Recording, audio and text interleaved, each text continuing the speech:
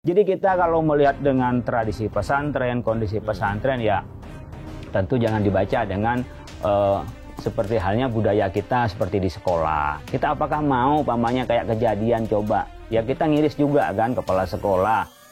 Lalu kemudian negor anak yang ngerokok. Nah itu kemudian itu. Setelah itu pamannya kompak semua belajar, masa membela orang ngerokok. Ya, dan itu. tak masuk itu juga termasuk orang tuanya. Kalau ketepatan pakai mobil mewah, mobil cakep, bukan miliknya seringkali. Apa? Yang menjemput. Yang menjemput kalau kiai kondangan menjemput. Bahkan mungkin ada yang memang dikasih. Ya, di mana umumnya dibilang tidak ada kontribusinya. Ada yang presiden dari pesantren, wakil presiden dari pesantren, menteri nggak kehitung, DPR nggak kehitung. Ditanya kontribusinya. Ketika ini tidak ngerti standar bangunan, saya setuju ini diselidiki. Standar bangunan. Yang itu ya? Iya, semua pesantren bisa diselidiki. Tapi pendekatannya bukan pendekatan kriminal. Pendekatannya adalah bimbingan dan yang sifatnya konstruktif. Jadi silahkan umumnya mereka dilihat ini yang bahaya, diberikan edukasi, dikasih bantuan lah.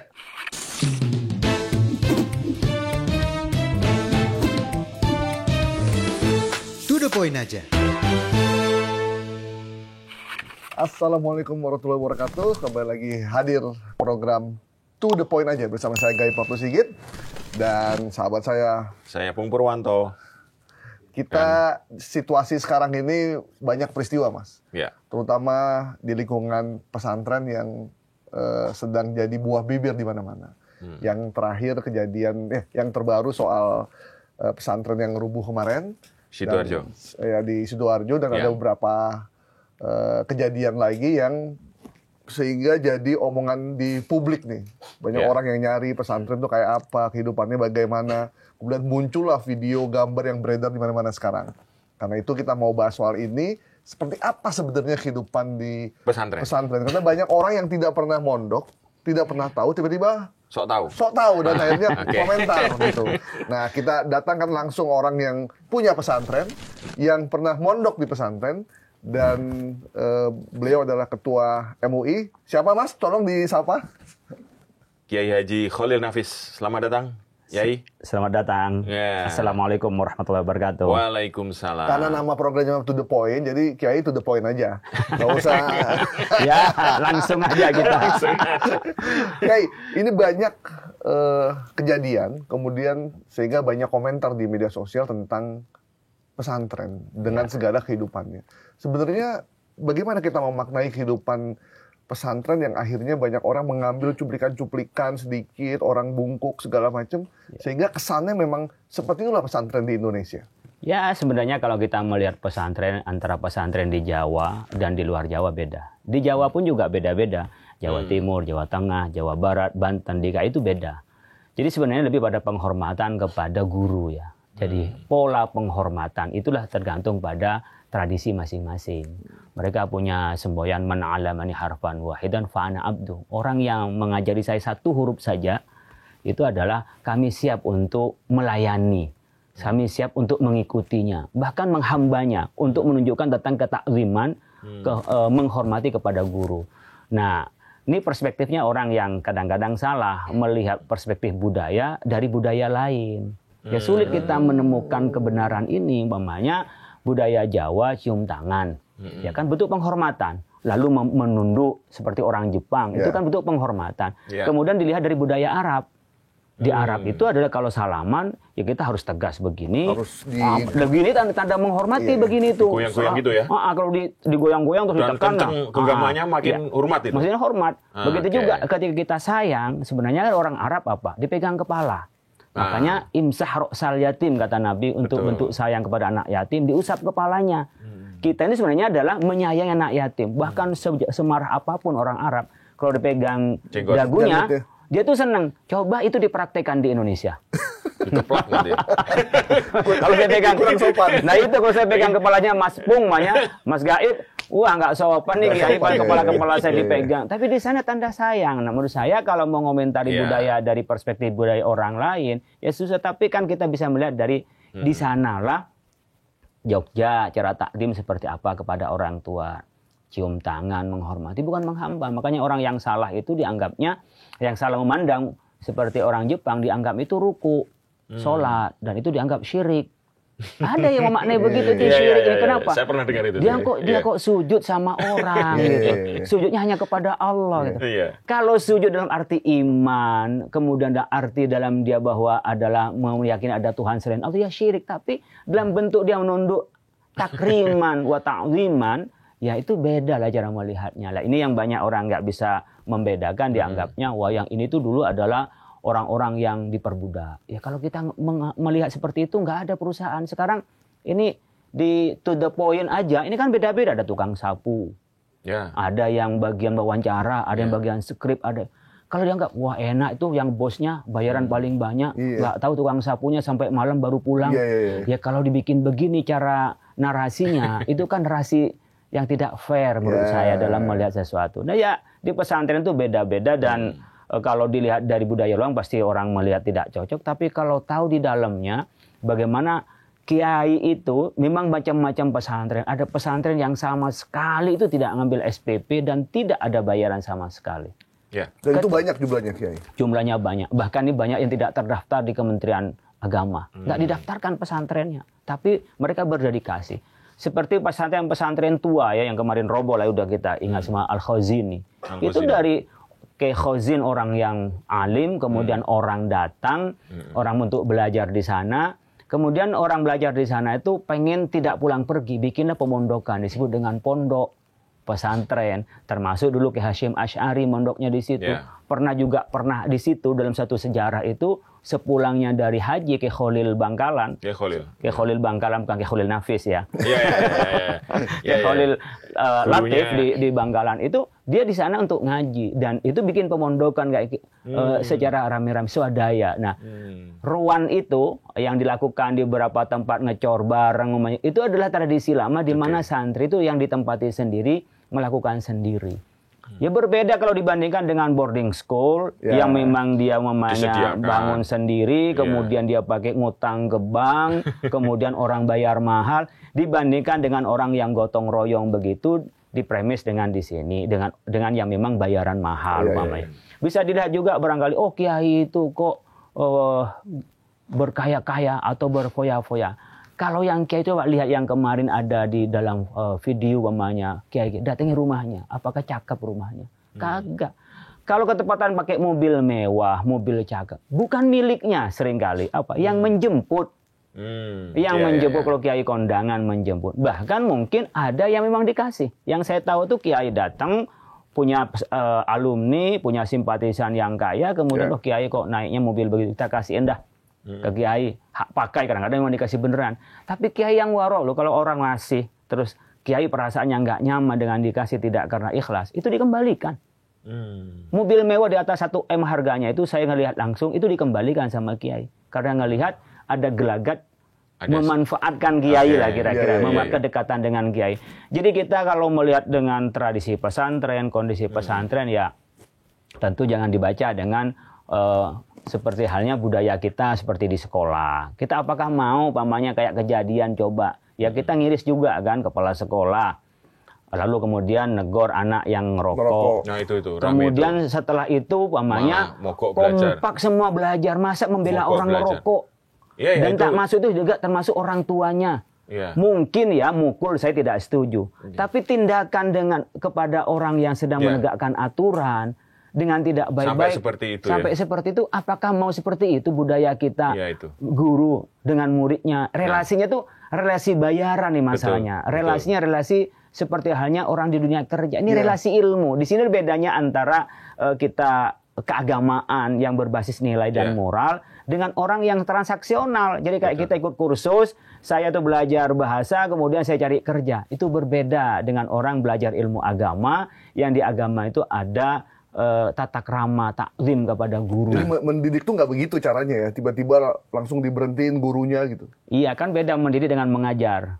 Kalau mengajar semua orang bisa, karena hanya knowledge. Sekarang sarana mengajar banyak sekali, bisa AI bahkan yang paling cerdas. Sekarang udah ngalahin Google. Syekhona Google itu kalah dengan Syekhona AI sekarang. Iya kan? Itu bisa sekarang saya pun ngajar, tapi mendidik itu mencetak karakter. Anak-anak itu menjadi punya nilai. Saya sangat masuk di dalam pikiran saya, di dalam konteks kebangsaan ini, Trisaktinya Bung Karno lah. Ya, kedaulatan bernegara, kemudian kemandirian ekonomi, punya kepribadian budaya. Sosial budaya kita punya kepribadian. Yang nggak bisa kita seperti halnya budaya di Arab, yang nggak bisa. Ilmunya bisa diserap, karena memang Al-Quran turun di Arab. Begitu juga di Barat. Nggak bisa kita membawa budaya Barat ke sini, kemudian Dijiplak langsung. ya, gitu. jiplak langsung budayanya nggak bisa. Contoh gini lah, di Barat mungkin hubungan guru dan murid itu, kuliah, itu kayak teman. Oke. Iya kan? Tapi kalau saya dosen, terlalu akrab dengan mahasiswa, itu bisa maknanya beda, apalagi lain jenis, dianggap saya naksir sama dia. Bahaya itu. Baik, jadi ini sama-sama orang dewasa loh, sama orang dewasa. Begitu juga dengan anak-anak yang masih dalam pembentukan karakter ya, usia ibtidaiyah, sanawiyah, aliyah, itu beda. Kami memperlakukan pun juga beda di pesantren itu, memperlakukan anak-anak SD, melakukan anak umumnya SMP dengan anak SMA. Ibtidaiyah, sanawiyah, aliyah itu beda dengan anak yang sudah ma'had ali. Ketika Ma'had Ali itu, kalau pengen tahu bagaimana demokrasinya di pesantren, ketika bahsul masail, kiainya itu bisa disoal dengan dalilnya. Dengan argumentasi yang mereka miliki, bukan berarti dia memaki-maki, tidak. Argumentasi kiai, sepertinya kiai salah, karena ada argumentasi yang ibarat ini. Di Ma'had Ali. Tapi yang kayak gini nggak bisa diajarkan anak SD.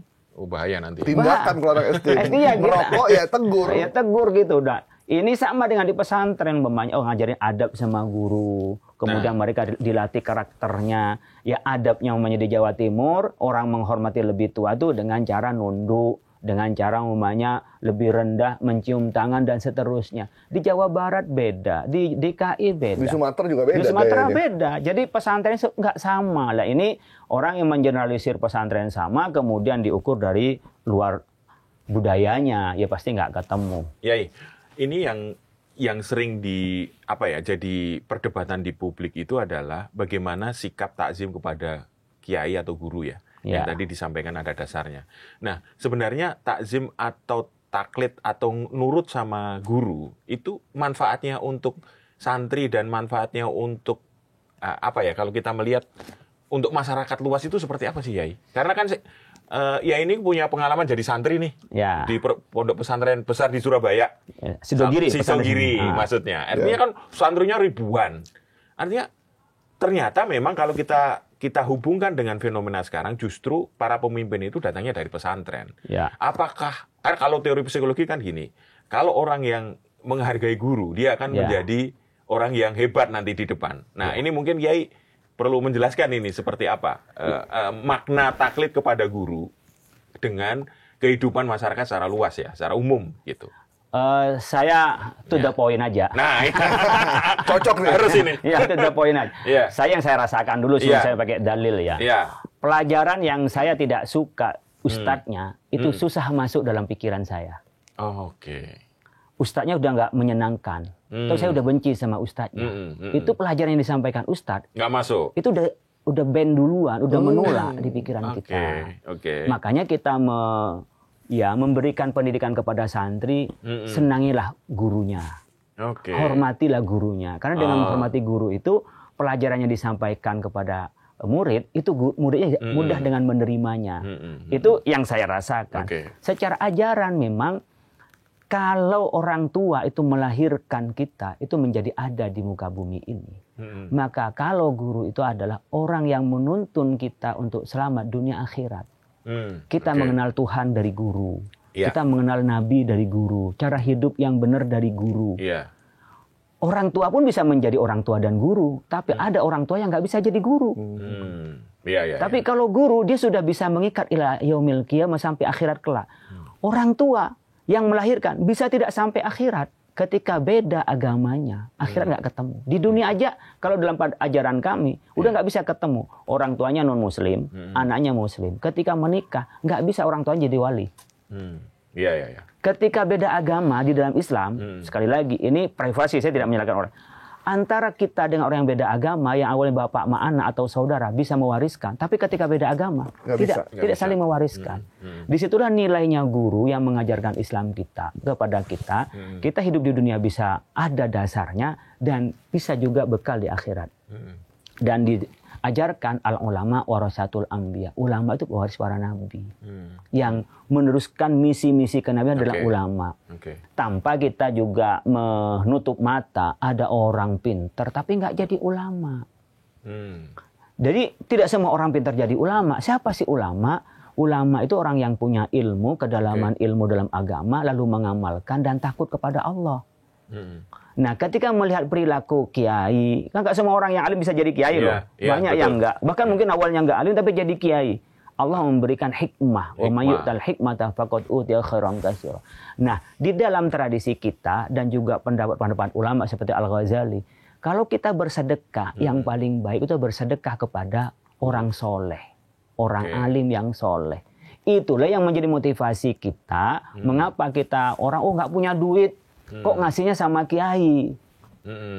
Harusnya kiai yang ngasih. Kiai setelah diterima itu juga tidak dimakan kiai. Seringkali dikasihin orang. Jadi orang datang, kalau saya ini sekarang udah jadi kiai ya. Saya jadi kenapa? Kalau ukuran jadi kiai itu udah punya pesantren. Saya punya pesantren. Orang datang bawa makanan, bawa buah-buahan, bahkan salam uang ke saya. Tapi saya ini bersama, saya datang orang yang nggak salam dan mau pulang nggak ada ongkos. Itu dikasihin pada dia. Lain lagi apalagi yang banyak punya saya pesantren masih bayar SPP.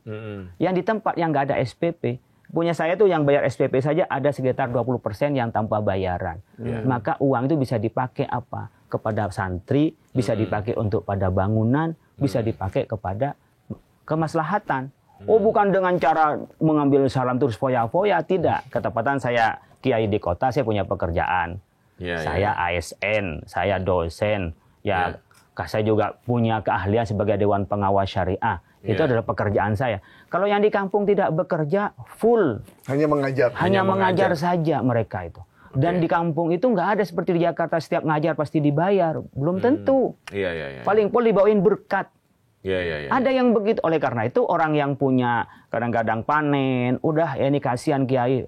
Panen yang bagus-bagus dibawa ke kiainya. Kemudian alumninya yang sudah berhasil pas pulang atau kadang-kadang ngirimin nih buat kiai karena tahu kiainya itu tidak ada bayaran.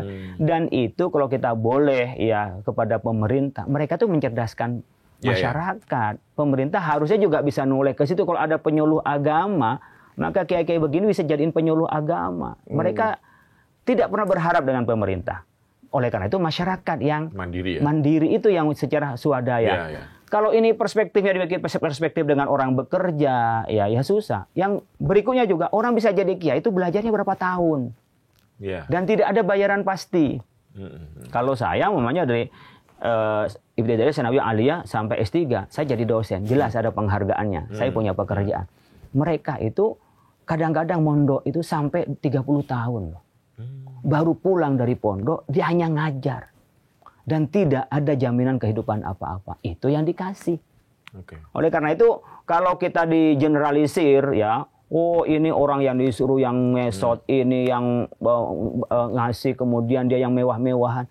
Bukan mobilnya sendiri kok. Saya sering dijemput dengan mobil mewah kok. Bukan punya saya kan gitu. Jadi mobilnya banyak Iya, mobilnya banyak katanya. Ganti-ganti, tapi punya orang. Bagaimana kita memberikan pemahaman bahwa budaya yang ada di Arab misalkan dan budaya yang ada di Indonesia bukan berarti budaya Arab itu bagian dari akidah atau ibadah yang harus kita jalankan. Sekarang kan orang kan pulang dari Arab, pulang dari Timur Tengah, kemudian dia melihat situasi di sini dan dianggap itu semuanya adalah bid'ah. Padahal itu adalah bagian dari tradisi yang beda dengan ibadah dan akidah Islam gitu. Sebenarnya kalau dia dulu belajar agama di Indonesia, kemudian interaksi yang baik ketika ke luar negeri itu dia tidak terpengaruh baik di Arab maupun di non-Arab maupun menjadi kaya ya dia. Iya, menjadi kaya. Yang masalahnya adalah yang tadi mereka di sini nggak belajar agama, kemudian keluar belajar agama, kemudian di sana ditelan mentah-mentah semuanya itu. Tidak di dalam jurusannya bukan jurusan yang membicarakan tentang perbedaan mazhab seperti Muqaranatul Madzahib. Mungkin hanya dalam satu kajian yang itu merasa itu benar sendiri. Padahal ini masalah khilafiyah, itu yang banyak salah. Sehingga melihat budaya itu tidak bisa membedakan dengan ajaran agama. Contoh gini, baju saja lah. Kadang-kadang kan orang menganggap baju gamis itu adalah baju Islami. Ya, semua baju ada baju Islami yang penting nutup aurat kan. Tapi karena dia di Arab, padahal di Arab pun juga tidak semuanya Muslim. Di sana juga banyak yang non Muslim. Ya, seperti halnya di Mesir, di Arab Saudi, ya mungkin di Afrika seperti Maroko, di Syria itu banyak yang non Muslim juga gitu loh. Nah, ini yang kadang-kadang kalau teman-teman kita, generasi kita tidak diberikan wawasan tentang keindonesiaan, wawasan tentang budaya, seringkali mereka tidak bisa membedakan antara inti agama, ajaran itu, dan syiar agama. Nah, syiar itu bisa berubah-ubah seperti maulidan, bisa dengan tahlilan. Itu kan syiar yang dibaca adalah mendoakan yang mati. Dan ada orang yang tidak paham, dianggapnya, oh mendoakan orang mati itu tidak pernah dilakukan oleh Nabi, lalu dianggap bid'ah sayyi'ah. Bolehlah dia yang tidak setuju, tapi menjernalisir yang tidak sama dengan dirinya salah, dan bahwa cara beribadah hanya satu cara, menghilangkan khilafiyah, ini yang seringkali menjadikan di masyarakat itu pertentangan, apalagi di kalangan awam ya, yang mereka sudah lama menekuni apa yang dilakukan oleh orang sebelumnya, hanya saja tidak mengetahui dalilnya. Kan mereka namanya awam, pasti nggak bakalan tahu dalilnya. Yang tahu adalah orang yang ngaji. Datang orang yang ngaji lalu menyalahkan dengan argumentasi dalil yang dalil itu adalah tunggal gitu loh. Tidak melihat khilafi, mulai dulu yang namanya kunut itu adalah khilafiyah. Ada yang mau kunutan nggak apa-apa, yang penting sama-sama sholat subuh. Daripada debat sampai tengah malam, pagi-pagi sama-sama nggak kunutan. Kenapa? Kesiangan bangunnya. Karena nggak sholat subuh. Nggak sholat subuh dia. Yang salah itu nggak sholat subuh. Yang nggak subuh itu. Kan sama lah. Karena ya saya sering nyampein ke teman-teman, oke lah, kita juga berdebat persoalan jenggot gitu kan. Yang jenggotan ya nggak apa-apa, yang nggak jenggotan nggak apa-apa. Oh ini sunnah Pak, yang menurut Anda yakin sunnah nggak apa-apa. Kan sunnah kan bukan hanya jenggot saja, ya kan. Rapi, motong rambut, motong kuku, motong bulu ketek, kan tidak hanya bulu jenggot saja yang menjadi masalah. Ada yang mau jenggotan ya silahkan, yang nggak jenggotan nggak apa-apa. Kan sama dengan kita, ada yang sholat malam, ada yang tidak sholat malam. Ada yang sholat duha, ada yang enggak. Ada yang sholat qobliyah, ada yang tidak. Ya serahkan, karena sunnah itu banyak gitu. Tapi jangan memvonis orang yang tidak ngikutin pola sunnahnya adalah menyimpang dari sunnah atau tidak mengikuti sunnah. Kan sunnah diberi banyak pilihan karena nggak semua sunnah bisa dilakukan oleh kita. Nah sebenarnya berpikir usuli, manhaji, metodologis begini yang perlu juga disosialisasikan. Sehingga kita ini lebih damai beragama gitu. Dan ketika tidak setuju, ya tinggal tidak mengikuti saja. Kalau ya ada, saya nggak setuju umpamanya ada maulidan, ya udah nggak usah ikut maulidan, nggak usah maulidan, nggak usah mengecam ya, nggak usah mengecam, nggak usah mengecam dan menyalahkan. Kalau saya gini aja, yang nggak maulidan nggak apa-apa, yang penting cinta Nabi, insya Allah dapat barokah. Yang senang maulidan ya nggak apa-apa, itu namanya cinta Nabi, pulang dapat berkat. Alhamdulillah itu. Alhamdulillah, kan kumpul-kumpul. Maulid Nabi yang banyak orang ditayangkan maulid Nabi yang joget-joget, nggak ada maulid Nabi itu joget-joget maksiat tuh nggak ada. Kalau Asyuti dalam kitab Al-Hawil Fatawa itu ada 4 unsur rukun maulid Nabi. Yang pertama ijtima'un nas, kumpul-kumpul. Jadi kalau maulid Nabi pasti ngundang banyak orang. Yang kedua qira'atu ma tayassara minal Qur'an, baca Quran. Kemudian wa riwayatul akhbaril waridati fi mabda'i amrin Nabi, cerita tentang Nabi. Baca sirah ya. Baca sirah. Biar kita tambah cinta pada Nabi. Summa yamutu lahum simatu yaquluna wa yansur. Kemudian mereka ada hidangan makan-makan, kemudian mereka pulang. Jadi memang apa? Falyafrahu wa khairum mimma yajma'un, karena kita diperintahkan untuk bergembira dengan hadirnya Nabi. Kalau nanti ada yang joget dengan perempuan, nggak benar itu. Udah pasti bukan bagian dari maulid. Bukan dari maulid. Jadi kalau ada karnaval, ada lomba, itu bagian dari merayakan maulid. Tapi yang maksiat nggak ada. Maulid ngajarin maksiat. Nah ini banyak orang yang menganggap maulidan itu adalah ibadahnya. Padahal itu adalah syiarnya. Ibadahnya apa? Ya baca Quran. Ya, ibadahnya apa? Ya seperti halnya kita baca sirah. Sedekah-sedekah diberikan pada orang bersedekah kan boleh-boleh saja. Nanti kalau ngikutin semua nggak ada zaman Nabi. Memang kuliah duhur ada zaman Nabi. Kultum ada di zaman Nabi. Tabligh akbar ada di zaman Nabi.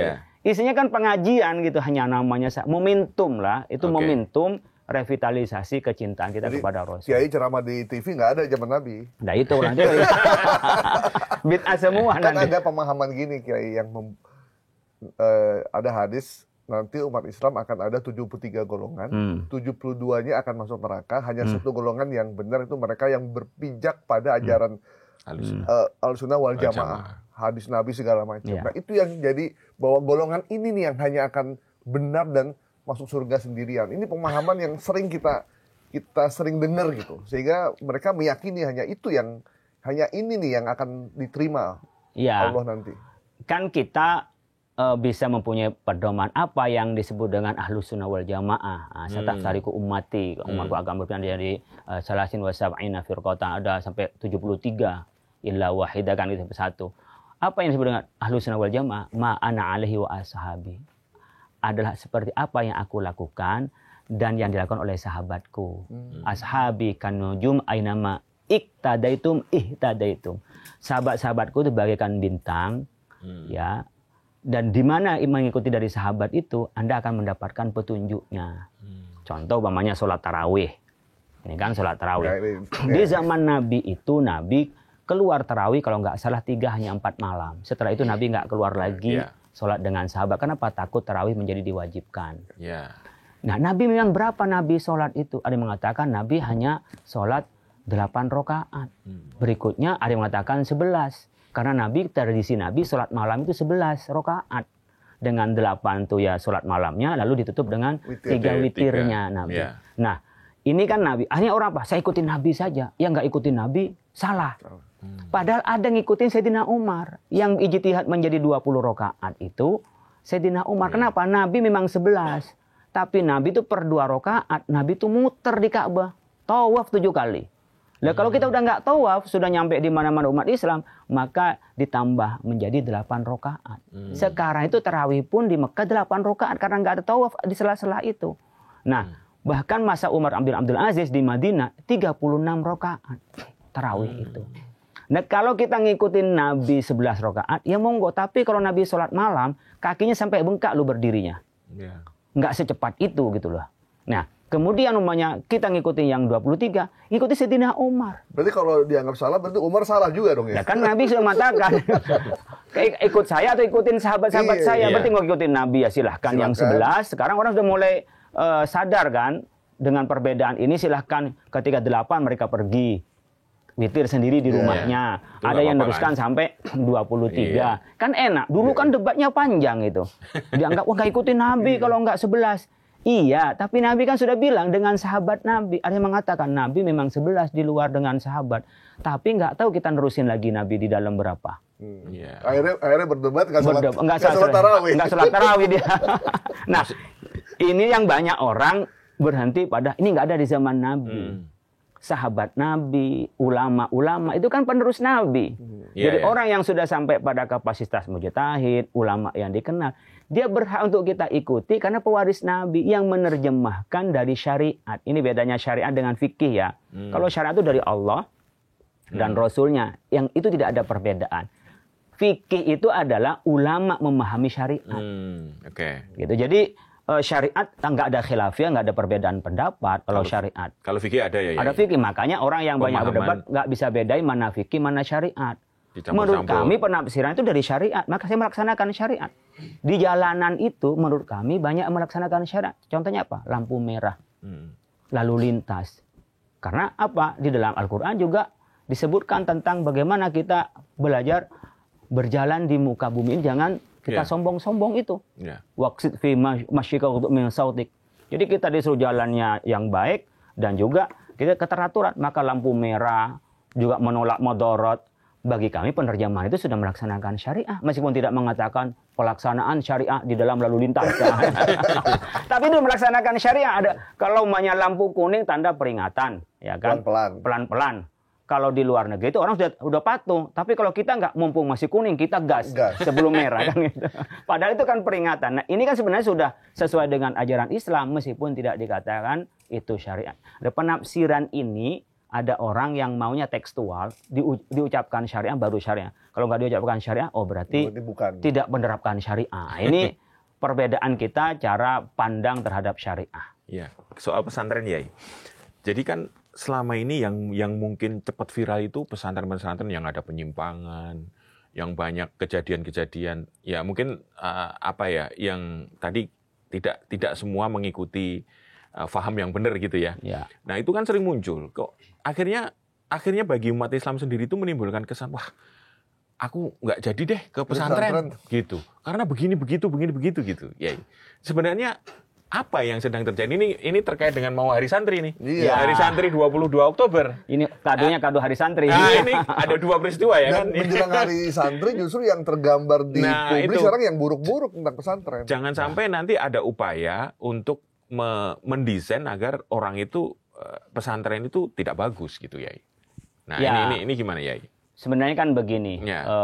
pesantren itu kan membawa ajaran, pendidikan, dan nilai. Iya. Sehingga ada salah dikit, itu seksi sekali untuk Nah, diberitakan. itu, iya, iya. Umpamanya di pesantren terjadi umpamanya pemukulan, Ya. bully, umpamanya pemukulan, ya. Saya pikir yang ada di pesantren tidak lebih banyak umpamanya daripada yang terjadi di luar. Tapi Ya. kalau memberitakan pesantren kan lebih seksi. Nah, itu. Gitu. Yang kedua, memang dengan pola sekarang yang orang mudah sekali bikin pesantren. Dulu orang bikin pesantren itu kan karena dirinya alim. Ya. Sekarang tidak, kadang-kadang karena berduit lalu dikumpulin Ada. orang-orang pintar. Nah, Oke. ada juga orang yang tidak alim juga tidak kaya, tetapi dia memang memproduksi dari pola pendidikan pesantren.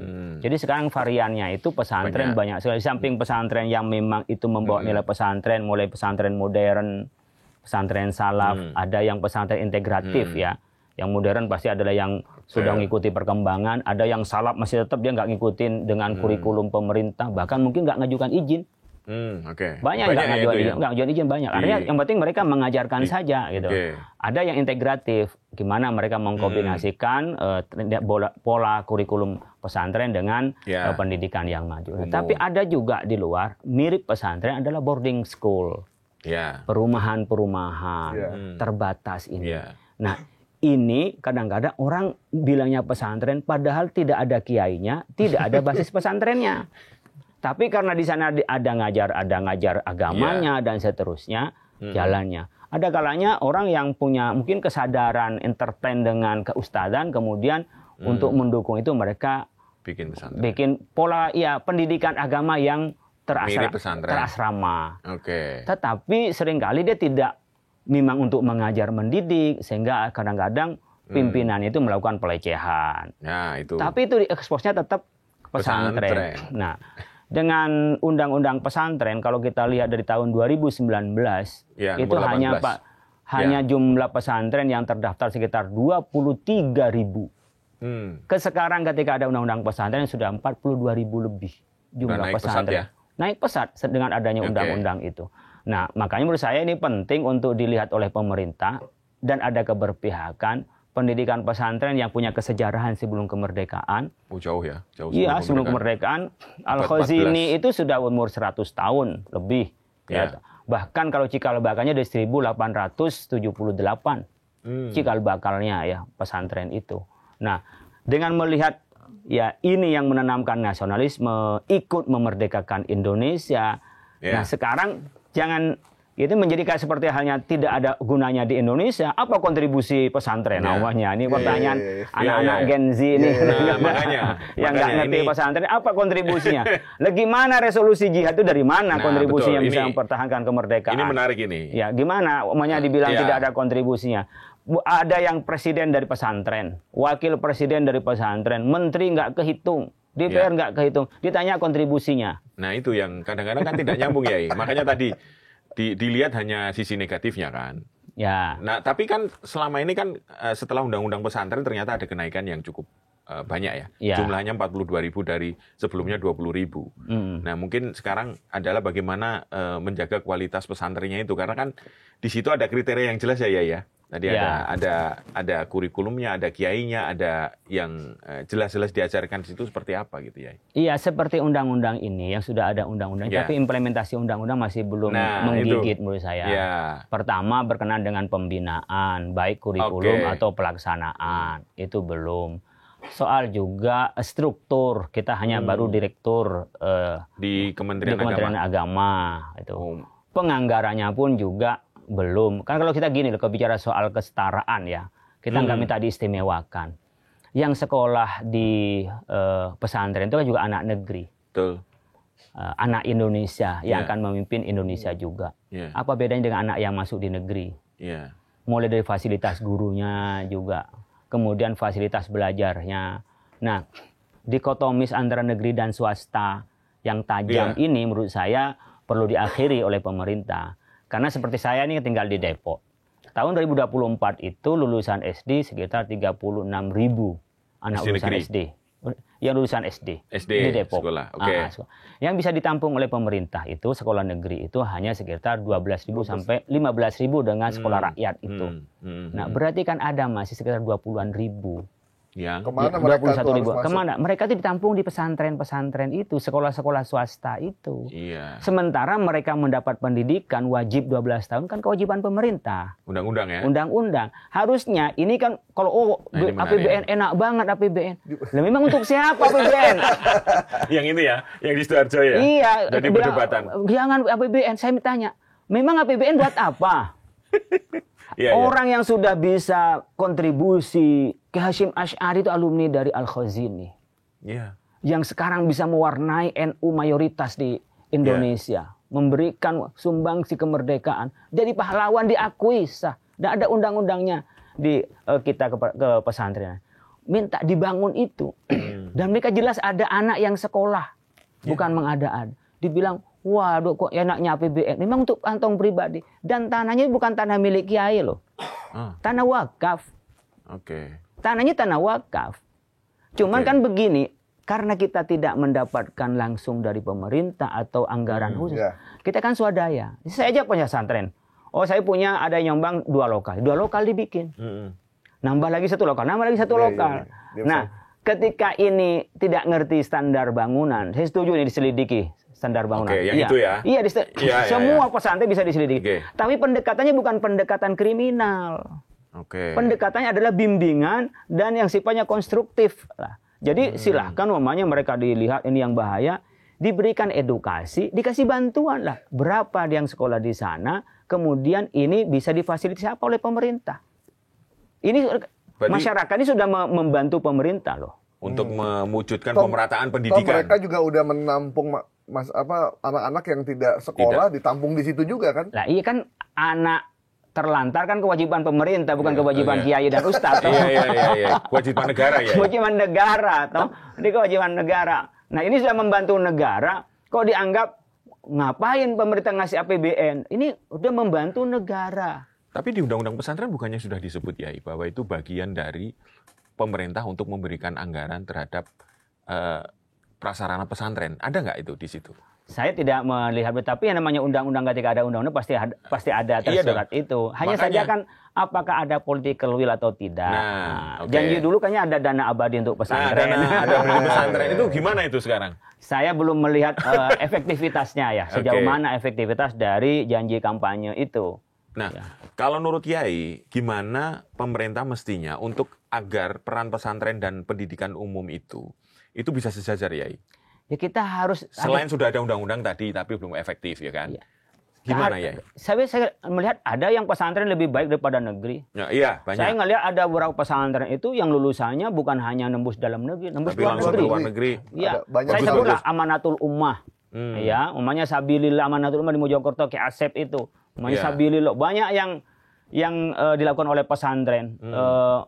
Seperti hanya Bima punya Kejazuli itu juga bagus. Yeah. Jadi kita banyak yang pesantren itu bagus. Makanya kalau kita ngelihat pesantren nggak bisa mengeneralisir. Yeah. Ada pesantren yang itu juga bisa berkompetisi dengan sekolah negeri. Banyak. Juga ada pesantren yang dia memang khususnya tafakuh fiddin. Memang menyiapkan orang yang akan menjadi kiai. Jadi orang jadi ustaz. Dalam pemahaman kami dalam Al-Qur'an wa ma kanal mu'minu liyanfiru kafah falaula nafara min kulli firqatin minhum ta'ifatun liyatafaqahu fiddin. Dalam ayat ini itu menyebutkan tentang hidup ini kita mencetak kader harus 2 kader. Kader pertama adalah kader berkenaan dengan orang yang akan mengatur duniawi ini, pemerintahan dan seterusnya. Yang kedua adalah orang yang memang tafakuh fiddin, orang yang mendalam ilmu agama. Maka pada saat perang di zaman Nabi itu jangan semua pergi ke medan perang. Tapi ada yang belajar agama untuk apa? Ketika mereka menang untuk membangun bangsa ini nggak cukup dengan hanya harta atau kemajuan materi, tapi ada nilai. Nah disinilah di pesantren ada yang tak mau dia dinegerikan. menjadi tafakuh. Bahkan ketika mereka kelas kuliah, dia nggak kuliah ke UIN, enggak, ada Ma'had Ali yang sekarang dibimbing oleh Kementerian Agama di pondok-pondok yang orang alim dibikin Ma'had Ali. Kata memang ada sumbernya dua. Di sini kan ketuhanan yang Maha Esa, dasar negara kita kan nggak semuanya hanya keadilan sosial bagi seluruh rakyat Indonesia, tapi ada yang pertama ketuhanan yang Maha Esa, ada nilai agama. Itu bedanya Indonesia dengan negara lain. Pas di Pancasila dasar negara itu ketuhanan yang Maha Esa. Ini yang disiapkan oleh para ulama. Ini disiapkan kemudian mereka jadi kiai. Nggak semuanya orang mampu jadi kiai. Nah, ini yang disiapkan. Makanya kalau ini bagaimana bisa bersetara? Oke, yang memang harus kompetisi bersetara, berwawasan global, kita cetak. Ada sendiri. Ada tersendiri. Iya. Ada yang ini integratif umpamanya. Memang menciptakan ilmuwan. Ada yang sekedar yang penting tahu ngaji. Kenapa? Secara ekonomi nggak cukup, secara IQ juga nggak memadai. Ya udah, ini anak ini yang penting bisa ngaji, bisa ibadah, kemudian dilatih skill. Dari latih skill ini kadang-kadang dia masuk ke pesantren itu apa? Mulai dari pesantren dia tukang masak. Dan orang tuanya udah nggak ngirim. Udah masuk ke pesantren sambil sekolah, sambil bantu apa? Bahkan ngangon kambing. Ada. Ada. Tapi bukan berarti itu untuk kekayaan kiainya, enggak. Ketika ini sudah ada, dijual, untuk biayain pesantren. Ini yang banyak salah. Itu banyak orang nggak paham. Dianggap kalau ini, wah dipekerjakan pekerjaan anak. Dia tuh nggak dipekerjakan anak, dia udah kerja anak dengan sendirinya. Kenapa? Dia keluarga nggak mampu. Ini kalau kita mau menyoroti, pemerintah udah nyentuh di situ apa enggak? Nah, berarti dia membantu pemerintah memberdayakan ekonomi masyarakat sebenarnya, ya kan? Banyak yang begitu. Di pelosok-pelosok itu yang kiai-kiai yang santrinya 100, santrinya 200, itu yang mereka swadaya. Mandiri mereka bahkan bisa yang punya pohon disumbangkan pohon itu dijadiin pemondokan sambil berternak. Kemudian ternaknya ini oleh kiainya dijual untuk apa? Membuat makan rame-rame dengan santrinya. Ya, ini memang. Jadi Mas, jangan ya buat teman-teman nih, jangan mengambil kesimpulan dari satu cuplikan gambar, video, kemudian digeneralisir. Disimpulkan bahwa pesantren itu seperti itu. Itu dua kesalahan. Pertama nyuplik itu dua salah. Yang kedua memberi narasi yang salah itu dua kesalahan itu. Dengan hanya kebenaran menurut subjektifnya dia. Apalagi di era digital sekarang itu begitu dapat itu gambar langsung disebar, langsung di-share segala macam, udah semua orang udah bisa dengar. Nah, Kiai, ini buat teman-teman Gen Z nih. Terkait dengan resolusi jihad 22 Oktober yang dijadikan hari santri. Bisa cerita nggak resolusi jihad itu apa dan kenapa dijadikan hari santri? Karena banyak yang nggak tahu ini tadi tentang sejarah pesantren. Ya, kan tidak lepas bahwa kita meraih kemerdekaan ini adalah sumbangsi para ulama. Pada saat awal-awal umpamanya kita mengusir Belanda, ya 300-an tahun lebih kita dijajah, kemudian datang Jepang. Pada saat kita mendeklarasikan kemerdekaan, itu kan masih ada Jepang di kita. Kemudian Belanda kan mau masuk lagi tuh.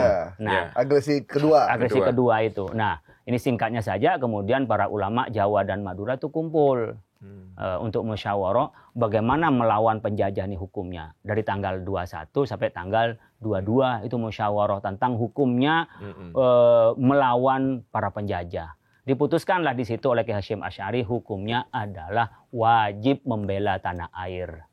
Karena kata Ki Hasyim Syamsul Arifin, tanah itu tempat kita sujud, air itu kita berwudu. Jadi siapapun yang mengganggu untuk kita melaksanakan ajaran agama dengan utuh dan kemerdekaan kita, maka wajib kita lawan. Nah, hukumnya melawan mereka itu adalah jihad. Jihad itu kalau menang ya alhamdulillah dapat pahalanya kita merebut kemerdekaan. Ketika meninggal maka matinya mati syahid. Maka meletuslah 10 November itu perang yang terbesar di Surabaya itu. Merinding jadinya. Disitulah atas seruan kiai-kiai bahwa ini jihad, masyarakat semua tuh keluar. Kenapa? Karena demi meraih kemerdekaan. Toh kami mati syahid. Nah, pada saat pemerintahan Pak Jokowi melihat dengan kiprah santri, sumbangsi santri itu, maka diberilah penghargaan namanya Hari Santri 22 Oktober itu dipaskan dengan ketika Ki Hasyim Asy'ari mengumumkan resolusi jihad yang setiap tahun kami peringati. Apa untuk diperingati? Bahwa cinta tanah air itu adalah bagian dari iman. Kalau kita belajar agama, maka tidak boleh kita ini mengatakan negara nggak ada urusan dengan agama kami. Tidak. Karena kami ini yang bernegara juga butuh agama, yang beragama untuk keteraturan pelaksanaan juga butuh negara. Maka disebutkan al-mulk ad-din wal mulku tau'aman fad-dinu aslun wal mulku harisun wa ma la asralahu fahdumun wa ma la harisalahu fadhaiun. Jadi digambarkan oleh Al-Ghazali di dalam tradisi filosofi umat santri ini, muslim santri, bahwa negara dan agama itu bagaikan dua sisi mata uang, kayak saudara kembar. Agama itu yang membangun pondasi nilai, kemudian negara itu adalah yang menegakkan, penjaganya. Jadi kalau negara dibangun hanya berdasarkan agama, tidak ada negara, pasti kacau. Siapa yang menegakkan hudud, siapa yang menegakkan hukuman dan seterusnya. Kemudian ketika negara juga tanpa agama, dia akan menjadi otoriter. Karena menjadi kebenaran subjektif, ukuran nilainya tidak ada. Lah inilah yang selalu diingatkan setiap tahun oleh kita. Hari Santri bukan gaya-gayaan santri, tapi jangan sampai ada anak santri yang mengatakan hormat bendera itu syirik umpamanya. Kemudian ada santri khawatir ada santri yang tidak peduli dengan negara, dengan pemerintah. Jadi kalau kita peduli itu bukan hanya mau jadi politisi. Kenapa? Panggilan iman agama kita bahwa di antara tuntutan kita beragama adalah membela tanah air ini, menjaga kesepakatan ini untuk kita tetap berdiri sebagai Indonesia. Maka kita diperingati dengan Hari Santri, semuanya diingatkan. Sehingga apa? Kayak revitalisasi perjuangan para ulama terdahulu. Ulama itu ngaji yang ngaji, juga membela diri untuk mendapat kemerdekaan. Sehingga ada Hari Santri Nasional. Artinya memang ulama dan santri ini turun untuk memberikan sesuatu yang sangat penting itu ketika situasi memang sangat genting gitu ya. Saat itu ya, resolusi jihad ini ya. Iya. Artinya kan ini menggerakkan seluruh masyarakat agar ikut berjuang bersama. Karena waktu itu saya yakin juga kalau hanya tentara saja nggak mungkin bisa kan. Ya gitu kan. Tentara kan belum terlatih saat itu. Nah ya makanya. Karena masih sangat muda sekali kan. Kita juga dulu punya Hizbullah. Ya betul. Kita di santri punya Hizbullah. Laskar Hizbullah. Artinya memang tentara. Banyak orang-orang tua kita yang itu memang tanpa pelatihan hanya karena ikut perang diangkat jadi tentara. Jadi, iya betul. Jadi tentara. Jadi kita memang tidak membedakan sebenarnya antara berjuang yang sifatnya ubudiyah dengan berjuang sifat sosial, dan sosial diantaranya adalah negara itu.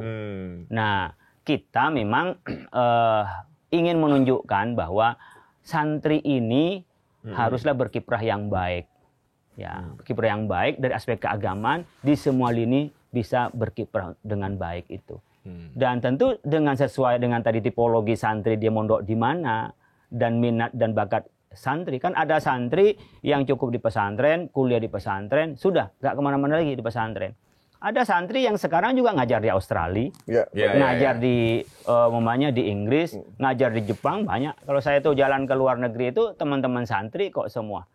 Mereka kadang-kadang sarungan kan di sana. Kan santri itu tandanya sarungan, tapi sekarang juga banyak orang yang sarungan kan gitu.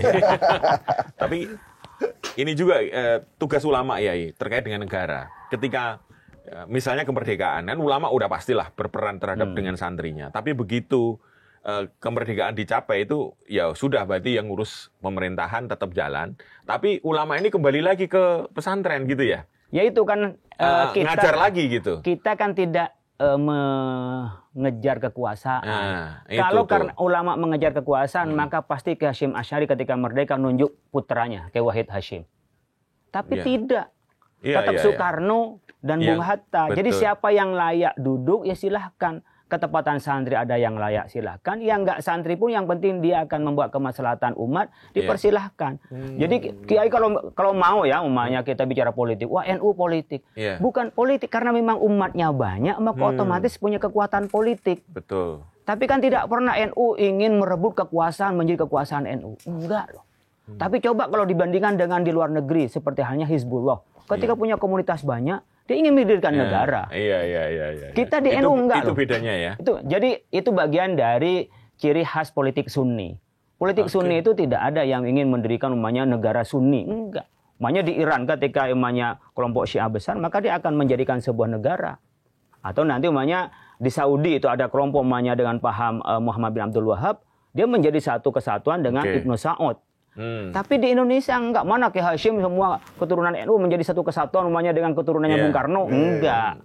Karena apa? Kita tidak berpikir soal struktur politik dan kekuasaan politik. Itu yang sering disebutkan oleh orang-orang tua kita. Kita ini hanya berjuang bagaimana keadaban berpolitik. Politik keadaban, politik kemaslahatan, bukan politik kekuasaan, bukan politik praktis kekuasaan, bukan praktis kekuasaan, tapi ini politik kebangsaan, politik keadaban yang kita paparkan kepada warga Nahdien. Nah, para santri ini ya tentu pasti secara pribadi, makanya muncul seperti Cak Imin, itu kan anaknya muassis. Oh, dia bakatnya sebagai politisi, sudah dengan PKB-nya dan teman-teman yang ada di PKB. Tapi tidak bisa dia mengatasnamakan inilah satu-satunya kendaraan politik NU. Enggak NU bisa. Politik enggak. Mulai awal kan silahkan bikin partai karena di antara kita ada yang bakat politisi dan ada yang mau berjuang di jalur politik. Ada yang di PKB, ada yang P3, Mas Romi juga di P3. Banyak mamanya di Golkar juga ada. Di Golkar juga itu Mas Nosron juga. PDIP juga ada. Itu jadi sebenarnya kita banyak orang-orang kita yang di berbagai tempat. Bahkan mungkin di PSI juga ada. Jadi dimanapun ada, oleh karena itu tidak bisa mengklaim ini partainya NU. Tapi NU hanya nitip, tolong sampaikan yang untuk kebaikan bangsa. Nilai-nilai yang ada di pesantren, yang Anda bakat berjuang melalui jalur politik, Anda bisa lanjutkan. Tapi tidak bisa membuat komunitas kekuasaan NU. Nah, ini yang orang banyak salah. Kita takut berkuasa ditempur sana. Makanya setiap pemilu itu pasti orang datang ke kiai-kiai NU. Karena kiai NU-nya itu mana ada kiai nyalon mahnya. Ya memang anaknya NU yang nyalon, memang dia punya kira politik, tapi NU-nya sebagai politik NU nggak ada. NU memang pernah jadi partai politik, tapi setelah itu kita kembali pada namanya khitoh. Khitohnya NU artinya pada pokok dasar perjuangan NU, itu yang kita lakukan adalah politik kebangsaan, bukan politik kekuasaan. Yai. Menarik nih. Kalau melihat kondisi sekarang, ini kan situasinya kan sangat dinamis ya, politik, ekonomi juga di luar juga sangat dinamika sekali, ada ancaman perang, ancaman krisis. Kira-kira bisa nggak ada resolusi jihad kedua gitu? Kira-kira ini ya. Ini kan penting ini peran ulama penting karena kita yakin bahwa negara ini juga tidak hanya bisa diurus oleh sebuah pemerintahan gitu. Ada masyarakatnya yang harus terlibat. Kira-kira gimana Yai? Kalau menurut Yai ini? Makanya kita akan menggaungkan dengan satu abad kedua di NU. Karena kita punya keyakinan bahwa setiap satu abad itu pasti ada mujaddidnya, ada pembaharunya. Tapi apakah ini waktunya atau kapan waktunya? Wallahu a'lam bishawab. Tapi pasti setiap 100 tahun itu ada pembaharu. Karena memang ada kondisi masyarakat yang butuh pembaharu. Itu keyakinan kita dari hadis Nabi hadis Nabi. Nah, apakah memungkinkan? Pasti memungkinkan. Tapi apakah ini tahun ini, apakah tahun depan atau namanya dekade yang akan datang dan seterusnya? Kita pasti berpikir itu, makanya melakukan ijtihad di Nahdlatul Ulama untuk melakukan ya semacam bacaan-bacaan sosial, ya semacam juga respon-respon kondisi keumatan dan sekarang kita berpikir tidak hanya Indonesia, pasti bicara global. Makanya di NU banyak sekali interaksi dengan di luar, dengan dinamikanya yang bisa saja dipahami dengan benar, ada yang dipahami dengan salah, atau bisa juga langkahnya benar, bisa langkahnya juga salah. Ya kan, kita sebuah ijtihad yang kita lakukan ingin sebenarnya berkontribusi, seperti kita berkontribusi sejak dari Ki Hasyim Asy'ari itu sudah mengatakan bahwa orang-orang yang perang untuk membela tanah air di Palestina adalah mati syahid. Itu fatwanya Ki Hasyim Asy'ari. Jadi dari awal kalau bilang NU nggak peduli dengan Palestina, ya bisa dibuka lah dokumennya, di kita ada dokumen. Jadi Ki Hasyim Asy'ari pernah mengatakan itu? Mengatakan bahwa kita harus menolong pada orang-orang yang di Palestina. Orang-orang di Palestina itu adalah orang yang dianiaya. Dan itu ketika mereka membela tentang tanah air ini, mereka mati syahid. Itu Ki Hasyim mengatakan itu. Makanya kalau NU secara garis khitohnya, tidak akan pernah keluar untuk membela Palestina. Selalu membela Berarti Palestina. nggak benar kalau dia bilang NU kayak nggak peduli nih sama isu Palestina. Orang kadang-kadang nggak bisa membedakan antara orang NU dan garisnya NU. Karena variannya banyak. Kadang-kadang kan influencernya itu kadang-kadang lebih kuat daripada strukturnya. Nah, jadi ada orang yang punya pengaruh padahal nggak ada di struktur gitu loh kan. Nah, dengan garis perjuangan mungkin di struktur tapi tidak dia di dalam garis perjuangannya. Kan bisa dilakukan. Kayak seperti pemerintahan, di dalam pemerintahan tidak mengikuti garis pemerintahan bisa jadi. Dalam satu organisasi yang besar seperti NU itu kan nggak mudah, gerbongnya kan panjang. Sangat besar. Besar, muncul macam-macam, itu baru muncul dari internal. Yang punya kepentingan dari eksternal kan banyak juga di NU. Nah, menurut saya kita kalau bicara soal bagaimana sebuah garis perjuangan organisasi kan kembali kepada garis-garis khitohnya, ADART-nya, kemudian kebijakannya itu. Tapi kalau ada kebijakan yang menyimpang, saya pasti ada lah.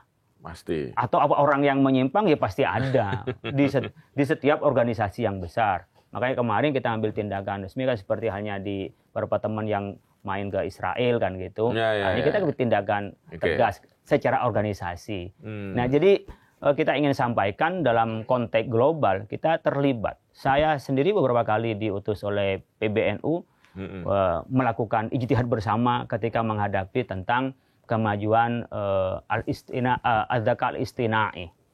Jadi di Mesir itu 3 bulan lalu melakukan konferensi internasional tentang bagaimana mencetak mufti yang itu bijak di dalam berfatwa. Sina atau Mufti Rashid fi asri zakat al-istina'i itu temanya. Di kita itu diminta untuk menyampaikan makalah. Dan kita diminta untuk adalah bagian dari yang diperhitungkan tentang pikiran-pikiran dari Indonesia. Karena kan di Indonesia ini sebenarnya sangat dekat dengan pola pemikiran di Mesir. Di mana ajaran-ajaran agama itu sering berinteraksi dengan kebudayaan setempat dan perkembangan zaman itu. Itu sangat dihargai lah kita. Bahkan di sana punya teman-teman juga yang membantu untuk merumuskan bagaimana ulama itu menyikapi tentang perkembangan kecerdasan buatan ini, AI ini, artificial intelligence. Karena kan sekarang tren anak muda, Gen Z, itu jarang udah sekarang ini nanya sama Ustadz, nanya sama AI. Iya. Saya kemarin berangkat haji itu bareng dengan Gen Z, sepanjang jalan kalau ada masalah itu nanyanya sama AI. Jadi nanti dia bisa akidah dan syariahnya tuh, akidah dan syariahnya AI. Bisa benar, bisa salah. Betul. Nah, sementara ada fungsi ustadz, guru yang itu adalah orang yang bisa menuntun kepada yang baik. Ini informasi pengetahuan iya, tetapi tidak bisa berguru dan menjadikan patokan untuk mencari kebenaran. Gitu. Ya, jadi minat Gen Z untuk jadi santri kayaknya perlu ditingkatkan lagi atau gimana Yai? Ya memang ada pesantren kalau di kalangan kita seperti pesantren Sidogiri, pesantren Lirboyo, ya itu pesantren-pesantren yang memang tua punya pola, nggak usah berubah. Dia memang udah mulai dulu mencetak dengan model yang dikeluarkan oleh pesantren. Nah santri-santrinya ini kayak saya yang alumni Sidogiri, teman-teman yang alumni, kayak saya Agil Sirot itu alumni dari Lirboyo. Nah, seperti Kerapia, biarkan seperti pesantren itu yang sudah menghasilkan tokoh-tokoh nasional. Nah kita yang alumni bikin yang integratif, yang menyesuaikan dengan perkembangan zaman. Ya ada juga teknologinya, ada juga AI-nya. Nah, tapi ini harus dilakukan oleh anak-anak yang sudah kuat secara ilmu agamanya. Sehingga mereka nggak terombang-ambing. Kalau saya mengkategorikan di pesantren saya itu dari SMP SD tentu di rumah ya, penanaman tentang ilmu, tapi ketika SMP dia how to know. Bagaimana dia tahu? Mengapanya ya? Iya, harus tahu. Nah, kemudian ketika SMA dia how to do. Dia sudah mengartikulasikan dari ilmu yang punya. Dia sudah bisa pakai laptop, dia sudah pakai AI. Karena dia sudah punya dasar di SMP dan SD-nya. Ketika kuliah mereka how to be. Dia mau spesialis apa? Mau jadi apa dia? Nah, kerangka ini bisa dilakukan oleh pengembang pesantren berikutnya yang alumni pesantren ini. Alumni yang dari pesantren seperti Al-Khazini, Buduran itu, ya tidak perlu diubah. Jombang seperti Jombang pun bikin sendiri dia, MQ sendiri, ya yang khusus Al-Quran dan memang mengakomodir dari perkembangan zaman pola pendidikan. Tapi pendidikan yang lama tidak diubah. Karena kata tadi ingin mencetak yang memang mencetak ulama dan sudah terbukti dengan sistem dia bisa mencetak kader-kader yang berkarakter itu. Mencetak kader-karakter kan lebih sulit daripada mencetak orang pinter kan. Cetak orang bener sambil pinter itu nggak mudah loh. Itu. Biasanya yang bener ketika pinter itu menjadi nggak bener itu. Orang bener taruh satu tempat korupsi. Nah itu dia. Kiai, ini waktu juga akhirnya yang memisahkan kita. Ya. Kita akan tampil lagi nanti. Cuma ada satu pertanyaan terakhir dari saya. Pesan untuk para pemimpin kita, para pejabat yang sekarang lagi menjabat di tengah situasi masyarakat yang kritis, hidup dalam perjuangan yang berat. PHK di mana-mana, media sosial yang sekarang bisa meng-capture apa saja yang dilakukan oleh mereka. Ada pesan nggak buat para pejabat dan para pemimpin kita sekarang? Ya, kita harus bisa menjadi uswah, menjadi qudwah, menjadi contoh dan tauladan kepada masyarakat. Yang terkecil kita sebagai bapak, sebagai ibu pasti harus menjadi contoh kepada anak-anaknya. Bukan hanya memberi contoh, contohnya itu, tapi dirinya jadi contoh. Ya kalau kita bicara media sosial, bisa nggak kita membatasi media sosial kalau kita ingin membatasi anak-anak kita yang kecil-kecil. Begitu juga kalau ngajarin anak-anak kita sederhana, bisa nggak kita hidup sederhana gitu. Nah yang lebih tinggi namanya ke RT, RW, ya wali kota, namanya bupati, gubernur, dan sampai presiden. Semua kan harus bisa menjadi teladan. Ini mudah diucapkan tapi sulit dilaksanakan. Ini. Tapi dalam konteks yang kita sekarang ini, kita memang harus punya kepekaan sosial ya. Jadi bolehlah orang kaya itu menikmati kekayaannya itu boleh saja. Jadi kalau ada orang beli mobil seharga 1 miliar, uangnya punya uang 1 triliun, itu kan mudah segitu, kecil gitu loh. Tapi bagi orang yang punya 100 juta aja susah, beli yang 1 miliar, kan itu maksain diri. Nah, memang kondisi kita ini mewah dan tidak mewah itu sangat relatif. Tetapi yang tidak boleh adalah pamer, flexing. Nah, di Islam boleh Pak memberikan kepada, menunjukkan kepada orang, ditunjukkan ketika itu ada pentingnya. Kalau nggak ada pentingnya itu dirahasiakan lebih baik daripada yang diumbar. Pentingnya kita malah yang bagus kalau kita punya kelebihan berbagi dengan yang lain. Oleh karena itu menurut saya dari pemimpin yang sekarang prihatin yang pertama adalah berkenaan dengan dekadensi moral anak kita yang tadi dengan media sosial. Anak-anak yang belum waktunya tahu itu udah tahu. Waktunya belum melihat mereka sudah melihat. Ini menurut saya harus menjadi perhatian kita semua. Biar kita nanti tidak menjadi lost generation ya, menjadi generasi yang tidak jelas ini kita mau apa, kepribadian kita apa. Itu harus kita pikirkan dari sistem pendidikan kita. Yang kedua tentunya kita jangan orientasi pada ekonomi semata. Memang ekonomi penting iya. Tetapi jangan diukur bahwa keberhasilan dari semua pembangunan hanya dari ekonomi. Tapi juga bisa dilihat dari bagaimana perilaku, kepribadian sosial dan budaya kita juga adalah bagian dari keberhasilan kita. Kita akan ditunjukkan Indonesia adalah paling bahagia, tapi tidak paling kaya, tidak paling pintar. Tapi paling bahagia. Kenapa? Karena kita punya budaya-budaya yang itu bisa lebih menenangkan. Coba kita ini di Jepang, mungkin banyak yang bunuh diri. Betul. Nah ini kita harus disyukuri. Jadi kita jangan mengukur tentang Indonesia ini dari kacamata luar. Kacamata barat. Sebagai barat, mungkin timur maupun Arab dan seterusnya. Kita punya kepribadian sendiri. Di luar itu sebagai cermin saja, tapi tidak, kita harus ngikutin di daerah tertentu. Nah, bagaimana kita menjaga trisaktinya Soekarno ini dalam konteks kita meneruskan dalam kehidupan sehari-hari dalam landasan beragama, tapi juga kita punya kepekaan sosial dan interaksi yang sehat di antara kita. Kayaknya kita harus bikin series ini, Mas. Sepertinya ya. Menarik. Baik, Yai. Luar biasa pencerahan hari ini. Jadi jangan ragu untuk tetap ke pesantren, karena pesantren sudah terbukti sejak ratusan tahun yang lalu. Sebelum Indonesia merdeka, mereka sudah ada duluan. Jadi kalau ada ekses-ekses itu ya itu bagian dari perjalanan yang memang harus diluruskan gitu ya. Gitu. Buat yang bertanya apa sumbangsih pesantren untuk Indonesia ya tadi udah jelas sekali. Udah jelas tuh tadi ya. Memang mereka tidak mau flexing, saya mau apa gitu kan. Santri kalau sudah melakukan pekerjaan untuk negara ya balik lagi ke pesantren. Ya. Nggak mau diekspos yang berlebihan gitu ya, ya. Oke. Baik, terima kasih. Terima kasih, Kiai. Sama-sama. Waktunya. Semoga sehat selalu. Amin ya rabbal Demikian alamin. Sobat Sindo, to the point kita saat ini. Sampai ketemu di to the point kita minggu depan. Bye-bye. Bye-bye. Assalamualaikum warahmatullahi wabarakatuh. Waalaikumsalam warahmatullahi wabarakatuh.